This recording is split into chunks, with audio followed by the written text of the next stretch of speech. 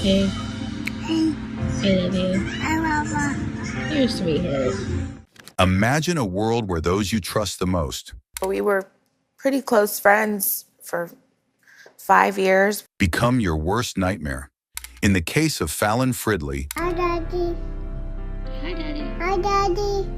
I never had any reason to not trust her. exposed cruelty that no one saw coming. Do you know that accidents happen all the time? I do, because I have 4 kids. Exactly my point. Then cut me some And then I slack. also know. Shocking revelations that will leave you speechless. Exactly why my 2 kids are 100% healthy. Have you ever thought about that? This is a story you can't afford to miss. Welcome back to our channel. Today we're unraveling the case of Fallon Fridley. Join us as we explore every twist and turn of this shocking investigation. If you're new here, make sure to subscribe and ring the bell to stay updated on our latest content. Also, share this video to raise awareness about protecting the young ones. Every voice matters. Let's make sure Fallon's story leads to real change. Fallon Fridley's story began in the maternity ward at Memorial Regional Hospital in Hollywood, Florida. Her mother, Kristen, was 5 days past her due date, connected to a Pitocin drip, and the progress was painfully slow. Despite the anticipation of welcoming her child, Kristen found herself alone. Pregnant and struggling with addiction, she was placed in rehab far away from her family.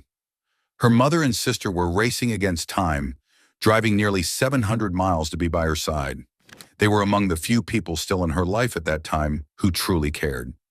Meanwhile, Fallon's biological father was on the phone, screaming at Kristen. His harsh words sent her blood pressure soaring so high that the nurses threatened to take her phone away. That call would be the last time they spoke, a blessing she didn't realize at the time. Kristen was heartbroken and terrified. She had nothing, no money, no home, and no clear idea of how she would provide for her baby. Yet deep within, she knew she would find a way. The following morning, her labor ended in an emergency C-section. The anesthesiologist congratulated her. She was blessed with a baby girl. The time was 7:28 a.m., and Fallon entered the world as a healthy 10-pound, 3-ounce baby. Kristen overcame her addiction and got her life in order. She got married to Cameron Gant and started a new suburban life in Atlanta, Georgia. Everything was going smoothly until the pandemic hit and threw a wrench in her happy days. On December 9th, 2020, Fallon was now 2 years old, and on this fateful day, her mommy was not there for her. On December 9th, 2020, Kristen began her day with her 2-year-old Fallon. The morning routine was typical. Fallon woke up at 6 a.m., got dressed, and enjoyed her snack and almond milk. Before heading to work, Kristen's husband, Cameron Gant, dropped Fallon off at the babysitter's house around 6:30 a.m. Cameron worked as a landscaper, while Kristen was a veterinary technician for an animal rescue. Since Fallon's daycare was closed due to COVID, Kristen's friend Kirsty Flood took care of Fallon. On December 9th, Kristen received a text from Kirsty around 1:30 p.m. asking if Fallon could stay the night. Although Fallon had never stayed overnight before, Kristen saw no reason to worry. Fallon and Kirsty's 3-year-old daughter Harper were best friends, so it seemed like a simple sleepover. After work, Kristen tried to call Kirsty around 4:30 p.m., but there was no answer. Kirsty later texted that they were at the park and her phone was dying. Kristen found this odd but not alarming. Cameron suggested picking Fallon up, but Kristen decided to wait. She trusted Kirsty. At 6:30 p.m., Kirsty texted Kristen that everyone was home and safe. Kristen asked to FaceTime Fallon, but Kirsty said her phone needed more time to charge. When they finally video called, Kirsty's room was dimly lit, and Fallon seemed a bit groggy. Fallon started showing signs of severe cognitive decline, like refusing to eat or becoming unresponsive. That's a serious concern. Most of us would call for help right away, but that's not what Kirsty did. She was, and then that's when y'all called, when she had the distant look, I guess, that when you called the ambulance? She had the distant look. I put her in the tub because shell shock, you know what I mean? That cold water. Yep. Sometimes can, just do the trick, just real fast. So she was in her diaper and even still in her socks, and because I didn't want to shell shock her too bad. like Or butt you just put her in the naked. tub with her socks and diaper? Like literally like sat her down like this, shone the cold water, held her back like the back of her neck like this. At 9:20 p.m., Kirsty called Kristen, hysterical, saying Fallon had hit her head on a slide and wasn't moving. Paramedics were already on the scene. I guess, from what I'm understanding, the kid is pretty ill, to this point, but that's what we're trying to find out. I mean, you're saying that if she may have taken a little tumble off of a slide, but yet she was still walking, doing things, then went in and went to sleep for a little bit, and then you came and saw her later. And I'm trying to boil up what you're telling me. She always has And she just had like a distant look about her, and then She now at went what like point did it this. go from that to oh crap, put her in the and she's unresponsive in the tub? Have you ever seen a kid do that? Do what? This. I mean, looking to the left or right? No, like literally like looking at you and then just go like this. And then just stop and not look back. Okay. So you're saying she looked either left or right, one of the two sides, but just kind of looked up, and that was it. That No more freaked eye me contact. out right there. I was like, okay, that's weird.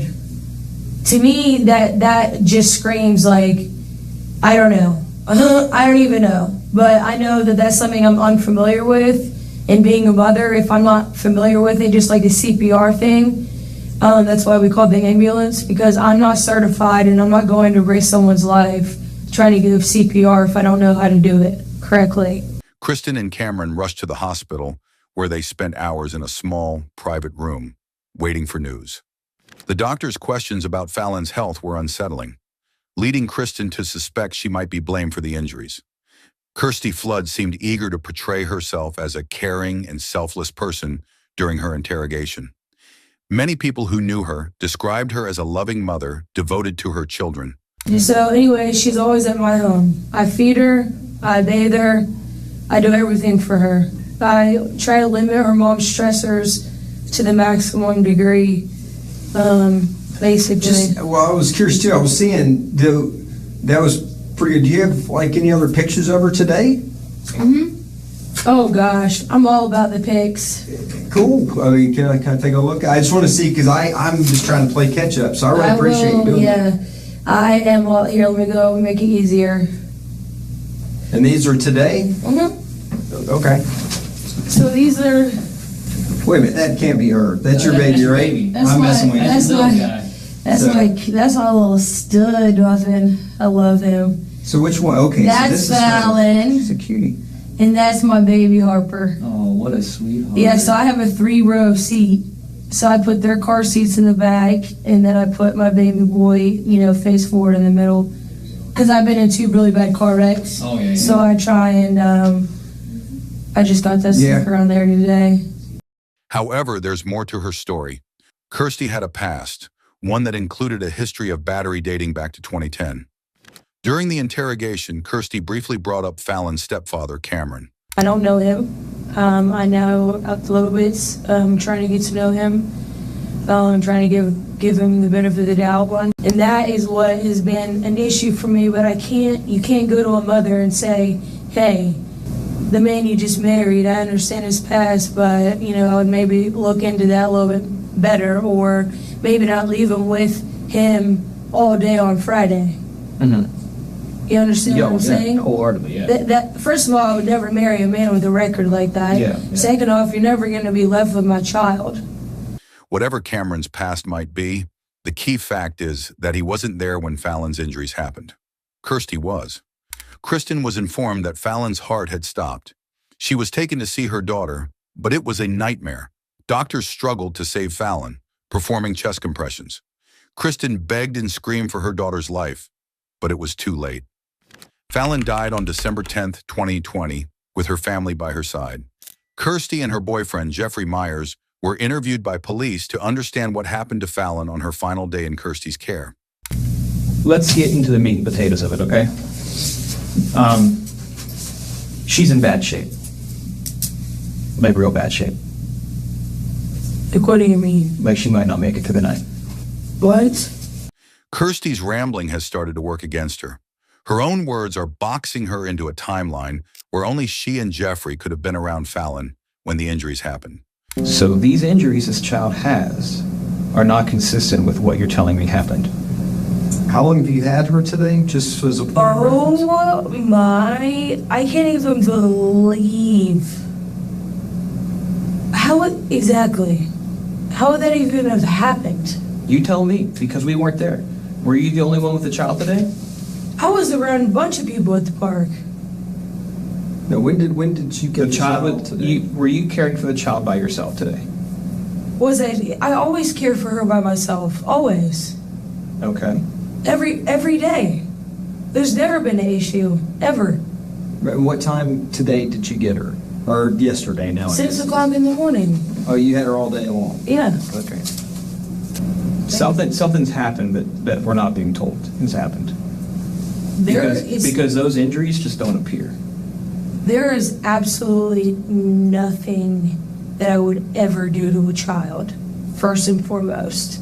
Second off, if you ever look at my kids, they've never been touched, and they never will be. While Kirsty was being questioned, her boyfriend, Jeffrey Mears, was in another room being interviewed by the same detectives. Kirsty mentioned that Jeffrey and Fallon's stepfather, Cameron, worked together at a landscaping company, with Cameron helping Jeffrey get the job. Jeffrey said he and Kirsty have been together since around 2014 and have lived together since 2017. But since the birth of their 8-month-old son, he's been trying to turn things around. In his interview, Jeffrey claimed he left for work around 5:30 a.m. on December 9th, and when he got home around 5 p.m., the house was empty. After taking a shower, he noticed Kirsty and the kids had returned, likely between 6 and 6:30 p.m. Detectives then questioned him about Fallon's demeanor at that time. I didn't see her until I got out of the shower. I got out of the shower, and she had already put her to go to sleep. So I didn't see Fallon until she woke up to eat dinner. That's when I saw her. To bed for like a nap? Yeah, she was tired. I could hear her crying like she was trying to put her to sleep, go to nap. You know when babies get tired, they start whining or whatever. Jeff mentions hearing Kirsty putting Fallon down for a nap. After that, he spent time playing with the kids while Kirsty prepared macaroni and cheese. Up to this point, Jeff claims he hadn't interacted with Fallon at all. So the first time you actually physically saw her was like at 8:30? I saw her asleep. I saw her napping. Yeah.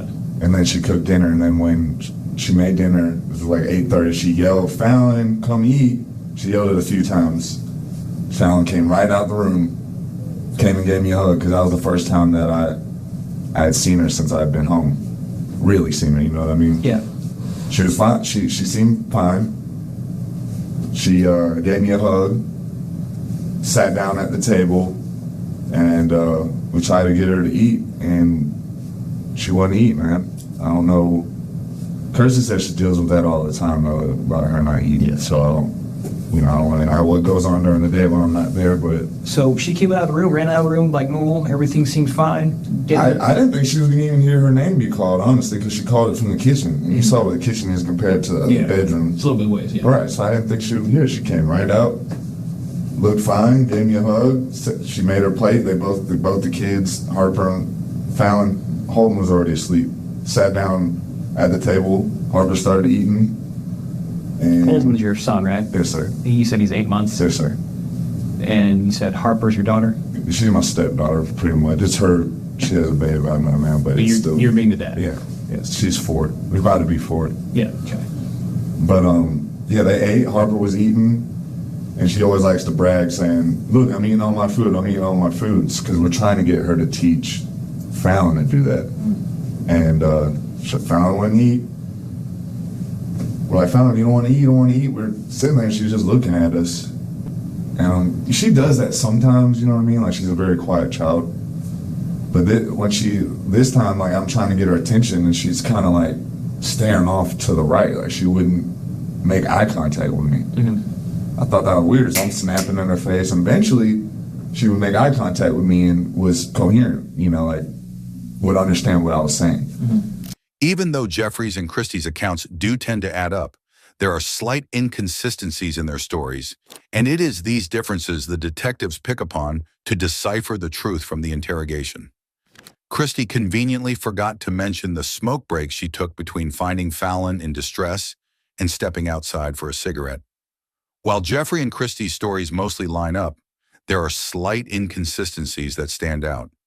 It's these small differences that the detectives focus on, hoping to piece together the truth from their interviews.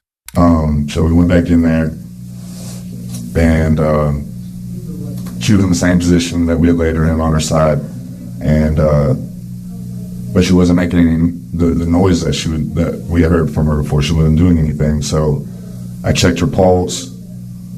She grabbed her. She sat her up. We tried to wake her up. She wouldn't wake up. I checked her pulse. She had a pulse. Tried to get her mouth to mouth, because I could tell that it was like she had shallow. It was really, I could barely feel it. You know what I mean? So we're getting her mouth to mouth. We don't know how to get mouth to mouth. We should have taken that class, and we said we were going to take that class too before Holden was born about the CPR, but we didn't know what we were doing, man. So we put her in the bathtub, trying to shock her into waking up. In that situation, I don't know how to handle anything, man. I've never been in a situation like that. I get it, man. It's scary. It's scary as hell. And it's not even my kid, you know what I mean? So I get it. The first time I had to do CPR on a kid, it wasn't my kid. Man, it jacked me up. Yeah, I don't want to, you don't know your own strength when you're in a situation like that. So you don't want, I was terrified. I didn't want to have anything to do with it. But so we put her in the bathtub. She didn't respond to the bathtub. She was only in there for like 15, 20 seconds maybe. Got her out. I said, let's call 911. Called 911 immediately. The lady walked us through how to give CPR, and then you guys showed up. Yeah. It looks like whatever happened to Fallon causing her injuries started before she even sat down at the dinner table. Was anyone helping Kirsty babysit today, or she was just with the kid by herself? She was just, as far as I know, she was just by herself. Okay. She's been doing this for months now, man. Like since August, something like that? I know, since summer, taking care of 3 kids with no issues. Okay. You know what I mean? So this is like totally... just crazy. Yeah. I don't know how to feel, man. It's shocking, man. It's becoming clear that Kirsty's focus wasn't really on Fallon's well-being. Either she wasn't that concerned about the child, or her mind was on something else entirely. Despite this, Kirsty seems genuinely confused about why the detectives aren't buying her story. She can't see what they don't understand about her version of events. I don't even understand. Did Jeffrey do something? Absolutely not. Because you're saying during the whole day, she's doing fine, everything's great, nothing's going on. All of a sudden at dinner time, she starts acting weird. That's what doesn't make sense to us. She counters the allegations by claiming to have live footage that would absolve her from any wrongdoings. I also have live footage in my home. Okay. Do you have access to that? I do. Okay. What's it recorded on? Wise. Wise, okay, I don't know that one. It's WYZE. The fact that she has all of that is heartbreaking, but the fact that any of that would ever happen under my watch in my life, it would never happen. So this Wise recording you have, Yes. is it through an app, or is it actually hard recorded to like a DVR or something? It's through an app. Through an app? Yes. Okay. How do we get access to that? I have an SD card I could find speeding probably. Like, in it, I could pull it out. Kirsty starts searching her phone for video footage stored in the cloud from her home security cameras. When the detectives realize she's pulling up potential evidence, they quickly move in to keep an eye on things, making sure nothing gets deleted. The footage doesn't seem to show anything unusual, but then Kirsty's phone dies. I can get a charger, all right. We gotta keep that charged. When the detective returns with the charger, Kirsty suddenly shifts gears. She tells him she needs to leave soon because of her kids. It's as if she's trying to refocus the conversation, maybe even to buy herself some time. But the detective isn't about to let her off the hook that easily. Is that the right one for it? Yeah. Thanks. Try to over yourself here. You get stretched out. I gotta go soon with my kids. So far, Kirsty hasn't been accused of any crimes. But from the start of the interview, she's been obsessively trying to prove to the detective that she's nonviolent and would never hurt Fallon. Her constant need to defend herself is raising major red flags. It's like she's trying too hard to convince everyone of her innocence, and that's not going unnoticed. It's difficult, and I know sometimes it's easy just to lose your cool and things happen, and I get it. I just need to know. But I would never lose my cool on that level. I would never lose my cool on that level. I don't even have Grace is Kirsty's pit bull. So far, Kirsty has tried to blame Fallon's stepfather, a playground slide, someone random at the park, and now finally her own dog. And the only thing is that I could think of is that in the hallway, you know, vinyl. It's vinyl. It's, you know, it's shit. The whole apartment is shit. I mean, you see how I'm under a whole court case with them because of how it's living and how dangerous it is. Because Fallon actually almost stepped on there was a flipboard underneath the sink. She almost stepped on the nail. To top it all off, Christy's apartment is now also a hazardous place to raise a child. I mean, there was a little bit of a point where I closed my door. Sometimes I close my door because my kid she'll walk in and out, in and out, in and out, in and out. You know what I mean? And yeah, I can admit to that. When the detective points out that this was before the visit to the park, Kirsty probably realizes her excuse isn't going to work. My concern is you're the only one that was with them all day. And these injuries happen. And we're saying we have no idea how they happened. Like, if I could give you an answer right now that would just solve the problem, I would, but I don't have an answer for you. The only two things I could think of is falling on cement, Which we didn't see happen. Grace, my pet, Which we didn't see happen. either. Did you hear her cry out at all today? I mean, I'll hear, Fallon is the most quiet thing you'll ever ask her mom. My kid doesn't cry. Yeah.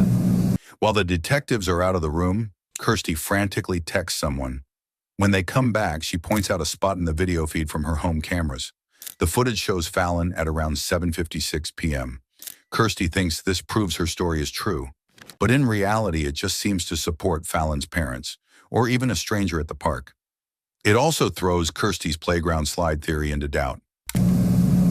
How can I get a copy of the video? That's holding. Right there. Okay. In the little jumper. That's Fallon. Looks like right there. Where's Fallon at? Someone just gave him a kiss. Let's go to the lows. Did you just see that? Go back. Ghost. No, I think it's just him floating around. No, it was ghost. There was some flyer mob or It something. was, okay. Some tiny show in there. This is 1956-25. What is Okay, that? so almost 8 o'clock. Military time. This crucial piece of information gave the detective a clear timeline.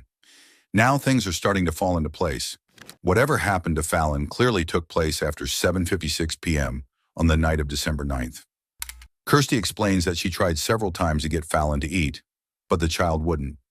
She also tells the detectives that Fallon's mother was on FaceTime with Fallon until Kirsty's phone died. After that, Kristen called Jeffrey's phone. This all happened after 8:10 p.m., and the 911 call came in at 8:59 p.m. You don't think that she was like, I don't know, I'm just trying to think about like different scenarios maybe, that she was laying there for a little bit and You know, what does that mean? They happened recently, What is recently? like today. Kirsty and Jeffrey are the most likely to have the answers to the questions everyone is asking. The other detective returns, this time with a third female officer. She has the same camera system as Kirsty. Is there a way to get a link for the video? I haven't tried that. You can just share right here. You can share the camera and add new users, which I don't think is quite the same thing. It's app based. I don't have access to the website. So I don't know. It's pretty cool though. Yeah, it's a good camera. I'm happy with it. Yeah, I've had Can it you for a few years. can you see if you can get the sound to it now? Yeah, What's let me the, and just Well, she said knows what I know for the sound in the bottom up, but it's got bumpers. Sometimes they're slow because It's they're very- that's Wi-Fi it. based. let's hear it. Yeah, and it's $30. But say we want to get a copy of the video from today. Let me get back to you on that. Give me a second to kind of. Do you know what play your around. noise of calibrication is? Like you usually or whatever? I would have to get that for you.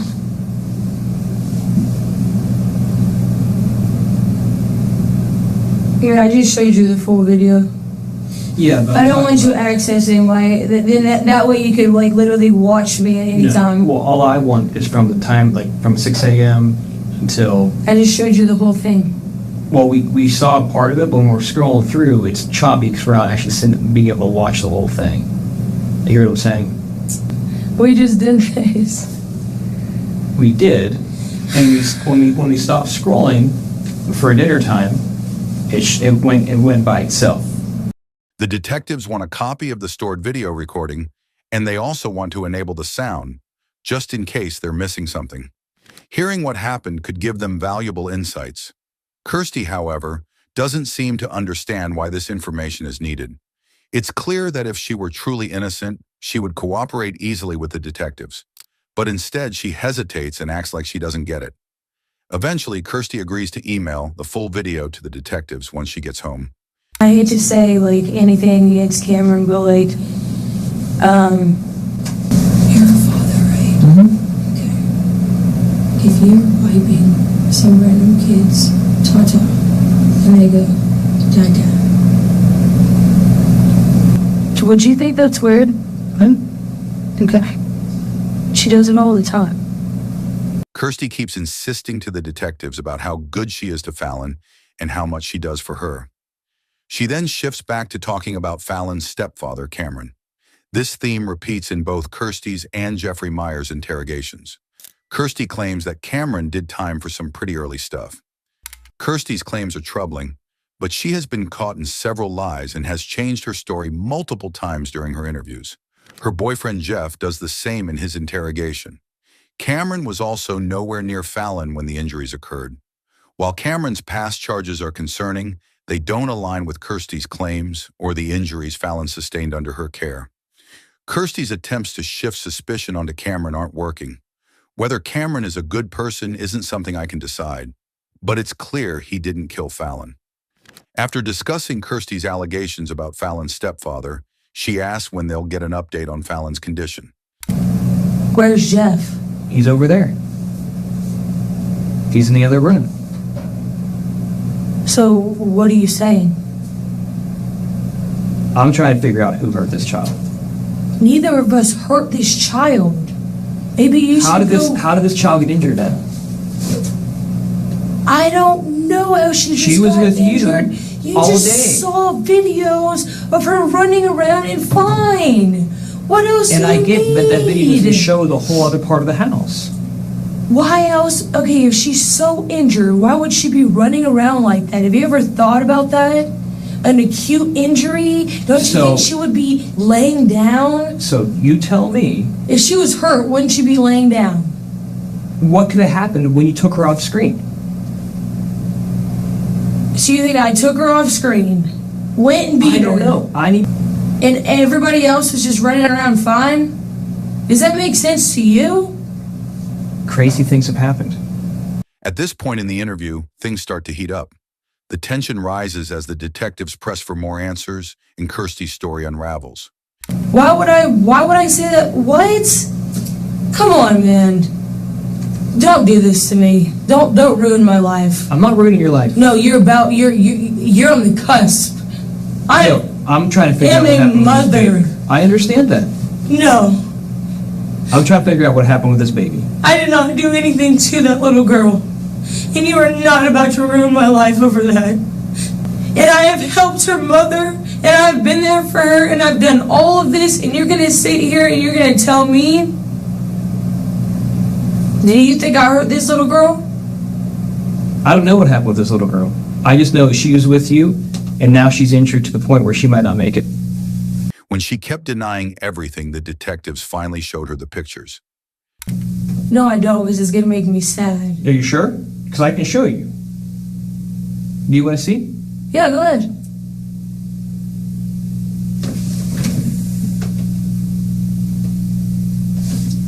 Those weren't in your photo. Exactly what she had. Exactly what she had in that picture. And the only thing that she had in that picture. But what she didn't have in that picture, that is your picture. Right. Right? From today. That's from today. Right. I don't know what you're trying to do to me, but this is like literally. I'm trying to get to the insane. bottom of what happened with this child. Well,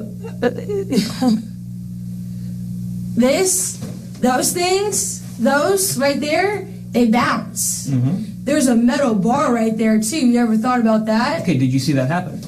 Do you know that accidents happen all the time? I do, because I have 4 kids. Exactly my point. Then cut me some and then slack. I also know that this injury that doesn't happen just appear out of nowhere. Exactly why my 2 kids are 100% healthy. Have you ever thought about that?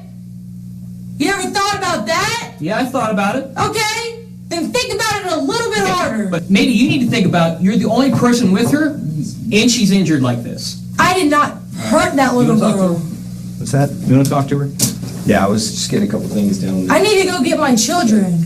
Okay, just give it a second. We're actually getting one other thing. We're running something through, and we'll let you know here in just a second. As Kirsty's temper rises, the detectives switch up their questioning.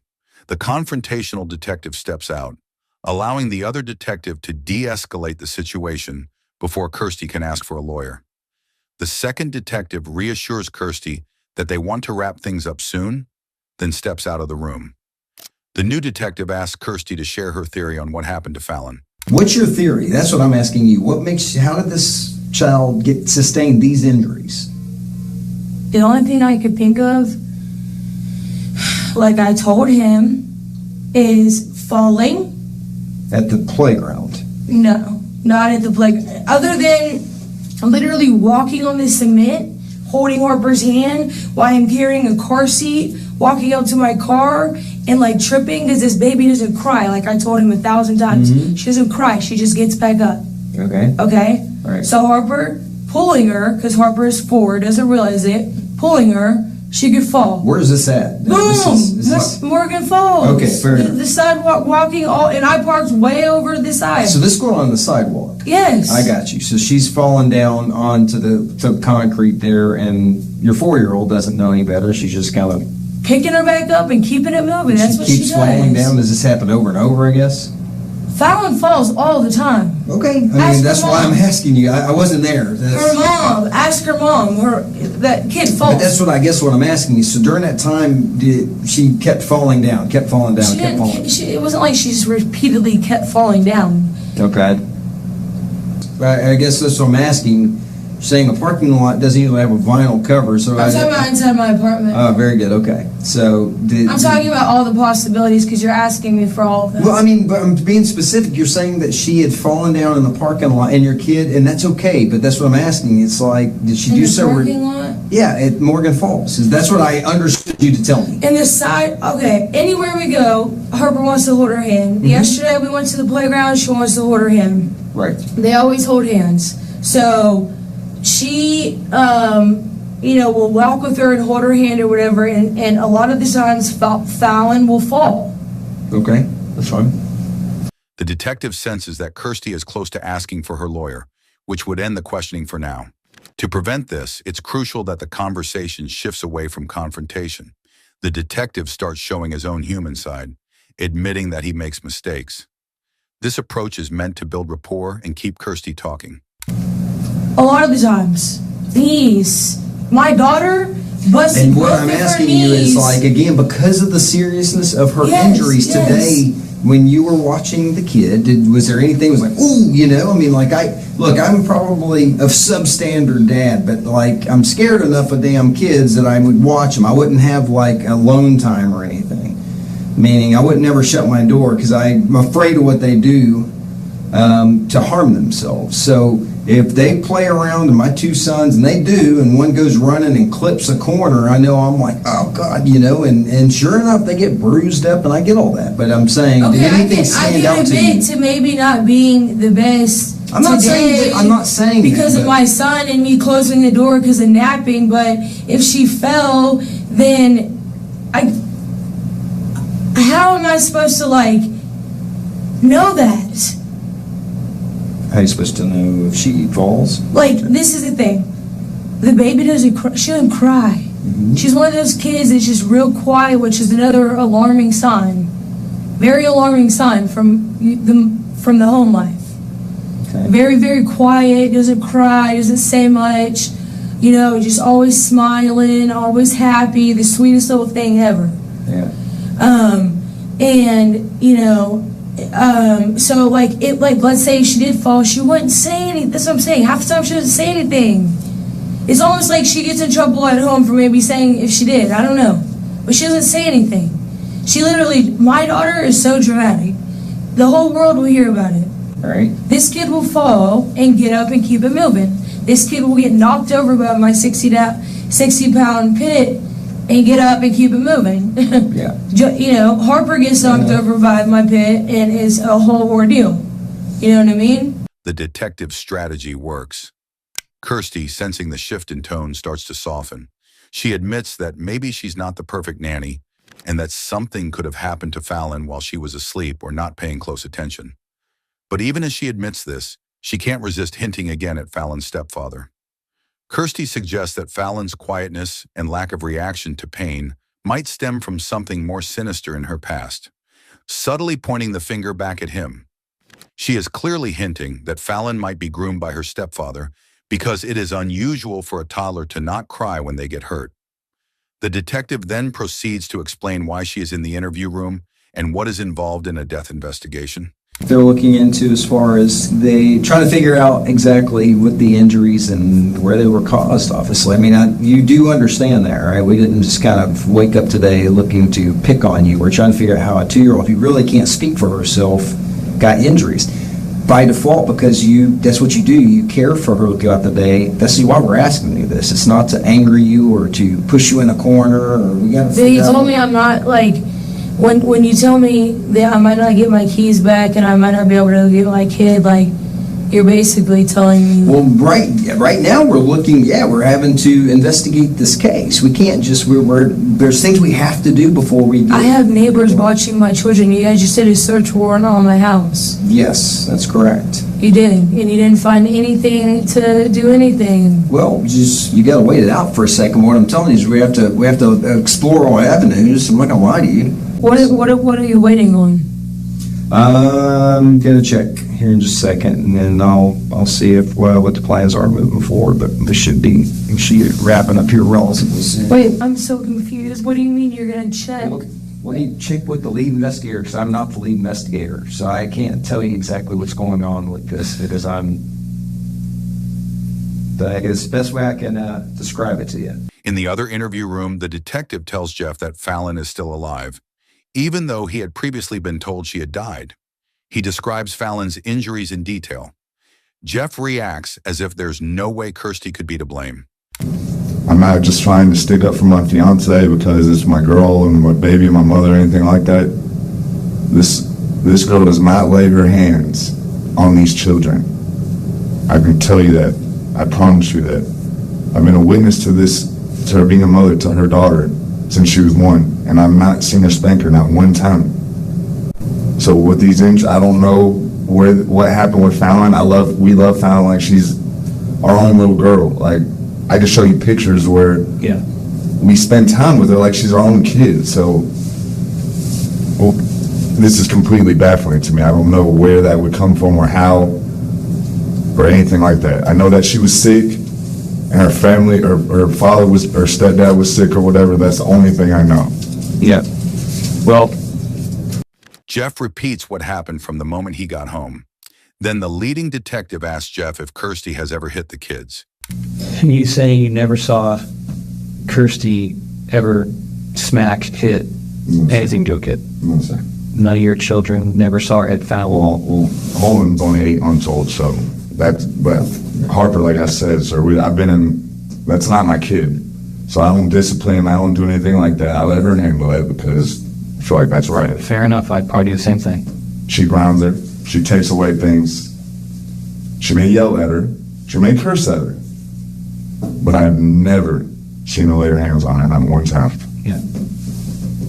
Not in the almost 4 years that I've known. And you weren't home when Fallon actually got there this morning, right? You were already at work. Yes, sir. All right.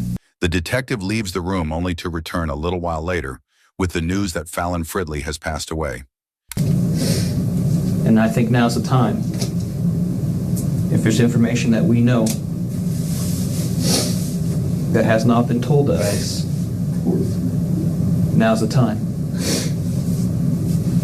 Because it's now or never. This was a strategic move by the detectives. They wanted to reinforce the gravity of the situation to Jeff, that he should not become an accessory in a murder investigation. If there is something he wants to admit, he should do it now, because Jeff is still not ready to throw his beloved fiancés under the bus. Jeff insists that he and Kirsty treated Fallon like their own child. As the detectives get ready to leave the room, one of them raises the topic of disciplining children. It is. That's what I'm telling you. I've got kids too. I've had all my kids obviously are beyond 2, but what I'm telling you is that Before I need to touch the whole discipline thing, but you know, my son's not old enough yet, so right.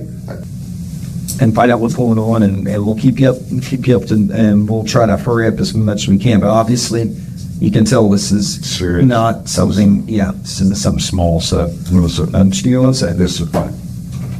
The detective tried one last time to help nudge Jeff in the right direction. He admitted to losing his cool with his own kids and believes that spanking a kid once in a while is fine in his opinion. But Jeff did not take the bait. He maintained that he had never seen Kirsty raise her down in any child. In the other interrogation room, the weight of the investigation is clearly wearing on Kirsty. With her home now a crime scene and a search warrant out for her car, reality is hitting hard. It's becoming evident that the police view her as the prime suspect in Fallon's tragic death. Feeling the walls close in, Kirsty reaches out to her mom, seeking the comfort and support she desperately needs. The detectives know they don't have to play by all the rules. They've misled Kirsty into thinking Fallon is still alive from the very start of the interview, a strategic move to keep her talking. If Kirsty believes a murder charge is off the table, she might confess to a lesser crime, thinking it's not as serious. But if she realizes Fallon didn't survive, that hope disappears, and she's far more likely to clam up and ask for a lawyer. As long as Kirsty holds on to that sliver of hope, the detectives know she'll keep talking. But now it's time to take the sliver of hope from her. The detectives return with grave news. Are you actually on the phone with someone? Yeah, I am. Okay. What is this? This is a search warrant. For what? We're going to seize your phone. What? Yep. You can't. What? Yep. It's a valid search warrant, so Valid I'm going search. to judge. So we need to take your phone. So how Here's does... the deal.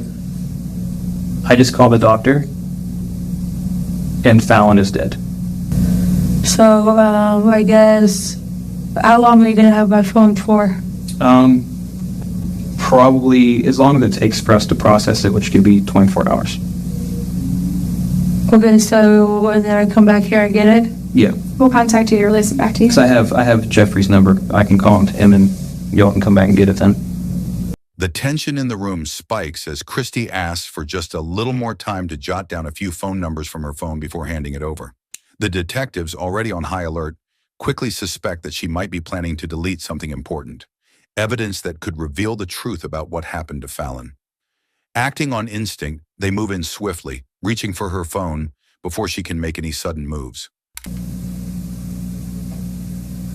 I actually have quite a few things I have to write down. Well, here, let me, before you go. I have Listen, a psychologist appointment tomorrow. We're going to give you these things back, but we're not going to allow anything to be manipulated right now. It's not going to be manipulated. We're It's going in to her get custody back to you right now, okay? Kirsty's in her custody right I now. have a psychologist appointment tomorrow. Do you not understand that? We I do think- understand yes, that. so No, we you can don't. get you to this. No, you don't. Right Okay? now, our main But I priority is am there, investigating. You just took it out of my phone. Out of my I hand. did, Okay. yes. Search You one have now. your phone number. We So- know the phone. Oh, aren't you lovely? So, okay, we'll be right back with you, okay?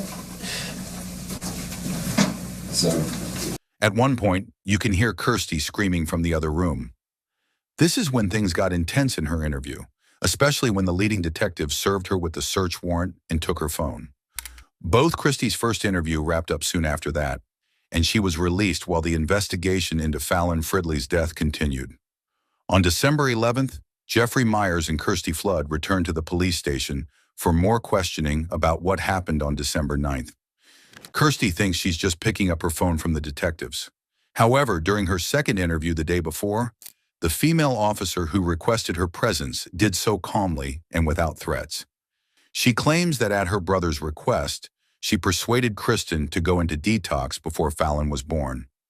Kirsty also asserts that Kristen has been clean ever since. She continues to make unsupported claims about Fallon's stepfather, Cameron, and insists that her care for Fallon was purely out of love. Kirsty mentions she deactivated her Facebook account due to online hostility regarding Fallon's death. The conversation shifts when Kirsty is asked whether Fallon is a picky eater. This leads back to discussing the CPR that was administered to Fallon. I tried to make her feel like my home was like her home. I tried to make her feel so special. Her mom said she wouldn't even cuddle with her when she'd come in my house in the morning times. A lot of times she would come and just cuddle with me in the bed. Like literally lay there with me for like an hour or two. We wake up sweating together. That's how close we were. You know what I mean? Yeah. And when everyone that came over, like my mentor came over on Tuesday, and he was like, he's shocked when I called him. He's like, oh my God, that girl loved you so much. I'm so sorry. He's like, I could just see it. He's like, she just was so happy and so sweet, but she was so quiet. That's a problem. She never ever cried. She didn't have anything to say. She just so quiet. Kirsty tries to convince the officer that she's incredibly patient and surrounded by supportive people. She also insists that she regularly reports suspected child to the authorities. But I also am in sobriety, and I also have a mentor. I also have a therapist, and I also have a psychiatrist. You have a lot of support. I have a lot of support. Yeah. You know? That's really important. I have a lot of people who are willing to go to war for me for this. They know that, I mean, anyone that knows me knows that I'm absolutely incapable of. Kirsty recounts the events leading up to the moment she and Jeff went out for a smoke. They left Fallon unattended for about 10 to 15 minutes, and when they came back, Fallon was completely unresponsive. I was like, Fallon, you okay? Fallon, Fallon, Fallon. She just, and then I pick her up, limp. And I'm like, oh my God. Now put yourself in her shoes. What would you have done? Obviously, it's a no-brainer you call 911 immediately. Oh my God. Oh my God. I knew. I knew right then, no matter what we had to do, we had to call the ambulance. Kirsty's story is all over the place and inconsistent. This is not what happened. That's not what she said yesterday. She completely skipped the part where she dumped the kid in the cold bath. She tells the interviewer that she likes her energy and feels that the original detective didn't give her a fair chance. Kirsty is concerned about her own record and continues to cast Fallon's family in a negative light. You can't pull something out of nothing. You know what I mean? So you can't just, I know it's a state where it's like innocent proven until proven, whatever the innocent until proven guilty. Yeah. But you know, that's just bull, because if you put that on my record and I do, which I will, get, you know, proven innocent, if it goes down that route, it's still going to be on my record. Kirsty is left alone in the room for a bit. Then, A new, more official-looking detective walks in with the female officer she met during her last interview. As Kirsty starts to mention that she has a lawyer, she realizes that she's not there to get her phone back. This moment marks a significant shift in the situation for her. Listen, I'm Detective Mike Burson. I'm kind of assisting in this whole case. I thought I was just here to pick my phone. You are. And I ran down there, and they just about got your phone. You didn't have a property receipt, so it's kind of hard to find it. When you have a property receipt, they can pull it that quick. So it's just going to take a couple minutes, okay? I'm so exhausted. I know. Mentally. You don't understand. My heart hurts so bad. Go ahead. I understand. I really do. And I want to make this as fast as I can, okay? All right? Yeah. Okay. All right. Listen, just because we're gonna I have a talk for. lawyer. Do you need to talk to him? I'm not supposed to talk to anybody. So you're not going to talk to me? I mean, it just depends what we're going to talk about. I just spent a lot of money on a lawyer for a reason. Okay, so you have a lawyer. The lady made me feel like I was somebody I am not, and I'm not going to be made to feel that way ever again. So my lawyer, that's why I got a lawyer, the way he treated me last night. Okay, so what you're telling me, you retained a lawyer, I correct? did. I'll give you his phone number. Okay, no, that's okay. Okay, then I can't talk to you. Yeah, for sure. Okay, all right. I mean, that's He has all the live footage and everything, too. No, I saw the live footage, but no, if you have a lawyer. You saw it was great, right? Yeah. Thank you. But I can't talk to you anymore now since you got a lawyer, But I'm okay? just saying, sir, please. When authorities searched Kirsty's phone, they uncovered something chilling. On December 9th, the day Fallon suffered her fatal injuries, Kirsty searched these disturbing phrases. What type of people enjoy abusing other people's children? And what does it mean to have a sudden urge to beat a child that's not yours? This was just hours before she asked if Fallon could stay at her house. All right, Kirsty, just swing over here this way. Just move your legs out this way. Why? Because I gotta put this on you. Okay? Why? Because. I have not. No. You're not about to jam me up right now without. No. I never gave you any information about my lawyer. So you can't detain me. Yeah, we can. You're under arrest. Yes, For what? You're under arrest. For what? The camera feed from Kirsty's home provided further insight into how Fallon sustained her injuries. In a stunning twist, Kirsty's mother, Karen Flood, was also indicted for influencing a witness. It was alleged that she engaged 3-year-old Harper Flood in misleading conduct to prevent her from providing information to Sandy Springs PD about Fallon's murder. Initially, Kirsty and Jeff pleaded not guilty. However, on March 18th, 2024, Kirsty Flood changed her plea to guilty and was sentenced to life in prison without parole. Jeff accepted a guilty plea deal for murder in the second degree and received a 15-year sentence. Their pleas spared Kristen from a lengthy trial, bringing some measure of justice for Fallon. Kirsty is serving a life sentence at Pulaski State Prison, while Myers got 15 years and will be eligible for parole in 2036. He is at Georgia Diagnostic and Classification Prison. Despite this, the battle wasn't over. The Department of Family and Children Services, DFCS, placed Harper Flood in the care of her nearest relative, Karen Flood. 6 years after Fallon's birth, Kristen had everything she once only dreamed of. From being homeless, she now owned a home. From being without a car, she now had one she was proud of. Her career was fulfilling.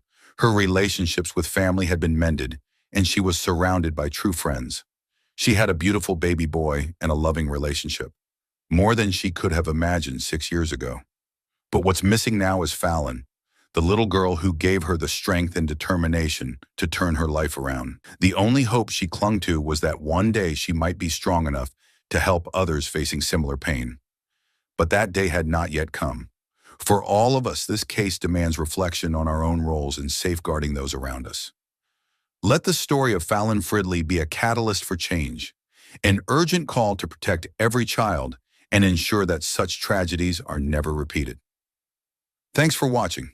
If you found this story impactful, don't forget to hit that like button, subscribe, and click the bell icon so you never miss an update. Stay tuned for more stories that matter, and remember, every voice can make a difference. See you in the next video.